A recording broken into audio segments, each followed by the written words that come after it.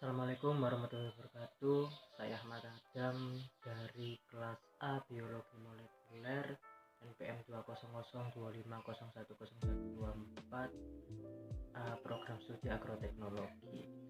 Di sini saya akan menjelaskan tentang sentral dogma.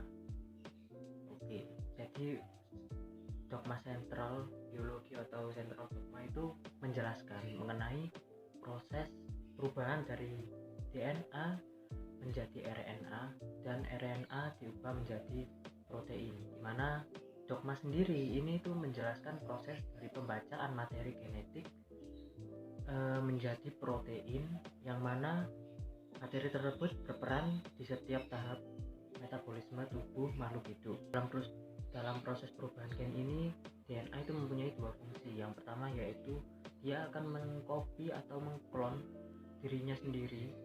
Lalu fungsi yang kedua yaitu meneruskan informasi genetik dari DNA menuju ke mRNA. Lalu RNA akan menerjemahkan atau mentranslate informasi tersebut ke dalam 4 huruf dari 24 huruf dalam bahasa. Untuk dogma sentral sendiri itu terdapat 3 tahap, yaitu replikasi, transkripsi, dan translasi. Pada tahap replikasi dilakukan untuk memasok DNA pada setiap organisme, sedangkan tahap transkripsi itu bertujuan untuk menulis ulang dalam bentuk mRNA atau messenger RNA. Lalu dalam tahap translasi itu untuk menerjemahkan mRNA tersebut ke atau menjadi protein. Oke, proses replikasi. Secara umum replikasi bahan genetik ini itu merupakan proses pengkopian dari rangkaian molekul bahan genetik seperti RNA dan DNA atau DNA sehingga dihasilkan molekul anakan yang akan sangat identik dengan indukannya itu. Dalam proses replikasi ini, bahan genetik itu ditentukan oleh beberapa komponen utama. Yang pertama itu adalah DNA. DNA sebagai cetakan, yang mana molekul DNA atau RNA yang akan direplikasi. Lalu yang kedua yaitu molekul deoksiribonusida, yaitu seperti DATP, DTTP, DCTP, dan DGTP. Yang mana deoksiribonukleotida ini tuh terdiri atas 3 komponen, yaitu basa protein atau basa purin, gula karbon, dan gugus fosfat. Lalu komponen yang ketiga yaitu adalah enzim polimerase, yang mana enzim ini itu adalah enzim utama yang mengkatalis atau mempercepat proses polimerasi nukleotida menjadi untaian DNA.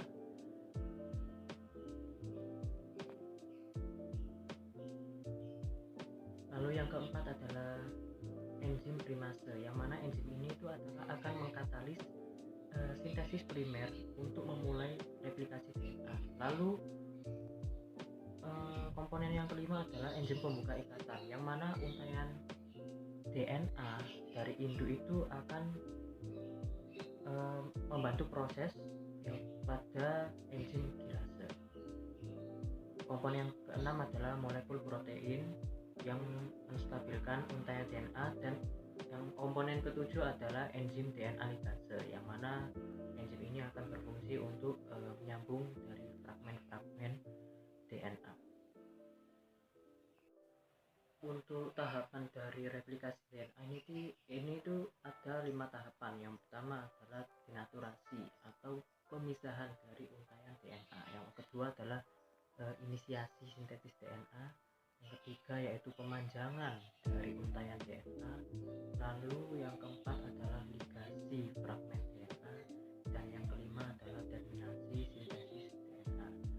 Terus untuk prosesnya yaitu yang pertama helix ganda DNA atau untaian yang berwarna merah pada gambar ini itu akan dibuka menjadi 2 untai tunggal yang dilakukan oleh enzim helikase dengan bantuan dari topoimerase dan akan mengurangi tegangan untai DNA.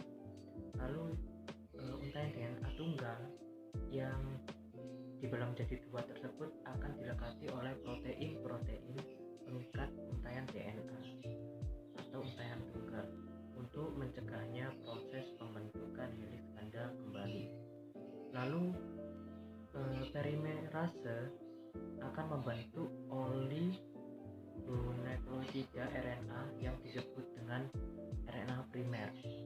Dan selanjutnya molekul DNA polimerase ini akan melekat pada suatu untaian atau seuntal tunggal DNA dan akan bergerak sepanjang untaian tersebut memanjang dan membentuk untaian tunggal DNA yang baru dan disebut dengan leading strand atau leading strand.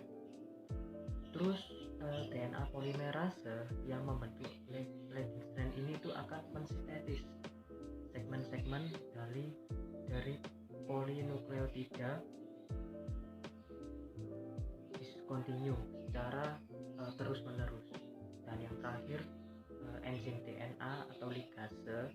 Enzim DNA ligase ini akan menyambungkan potongan-potongan tersebut atau yang disebut dengan leading strand. Lalu tahapan transkripsi. Jadi tahapan transkripsi itu ada 3 tahap. Yang pertama adalah inisiasi, lalu elongasi, dan transminasi. Untuk inisiasi, tahapan inisiasi ini transkripsi itu diawali oleh promoter, yaitu daerah DNA atau tempat RNA polimerase melekat, yang mana promoter ini itu akan mencakup titik awal transkripsi dan biasanya membentang beberapa pasang nukleotida di depan titik awal tersebut. Jadi fungsi promoter ini itu selain menentukan di mana transkripsi dimulai, juga untuk menentukan mana dari kedua rantai ganda DNA yang digunakan sebagai cetakan. Lalu selanjutnya adalah tahap elongasi atau bisa disebut dengan tahap pemanjangan. Pada tahap ini ketika RNA bergerak di sepanjang DNA,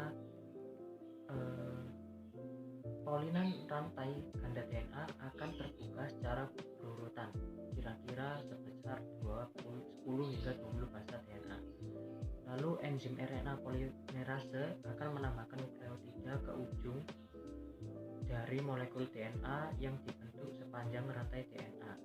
Setelah sintesis RNA berlangsung, RNA atau RNA ganda atau akan membentuk kembali dan RNA baru akan terlepas dari cetakannya. Terus tahap terminasi atau biasa disebut dengan tahap pengakhiran, yang mana pada tahap ini berlangsung hingga RNA polimerase mentranskripsi urutan DNA yang dinamakan terminator. Terminator ini merupakan urutan DNA yang berfungsi untuk mengakhiri proses transkripsi pada Selanjutnya adalah proses translasi atau tahap translasi, yang mana dalam proses ini itu merupakan penggabungan dari asam amino melalui ikatan peptida yang komponennya yaitu mRNA, ribosom, asam amino, dan enzim. Terus dalam proses ini itu terdapat 3 tahapan, yaitu inisiasi, elongasi, dan transminasi. Pada proses atau tahapan inisiasi, ujung mRNA yang akan keluar dari nukleus akan berikatan dengan ribosom dari unit kecil melalui bantuan dari GTP. Lalu enzim atau kodon inisiasi. Lalu kodon inisiasi akan memberikan sinyal untuk melakukan proses translasi. Kemudian tRNA akan mentransfer informasi genetik dari sitoplasma menuju ribosom untuk menjadi protein. Untuk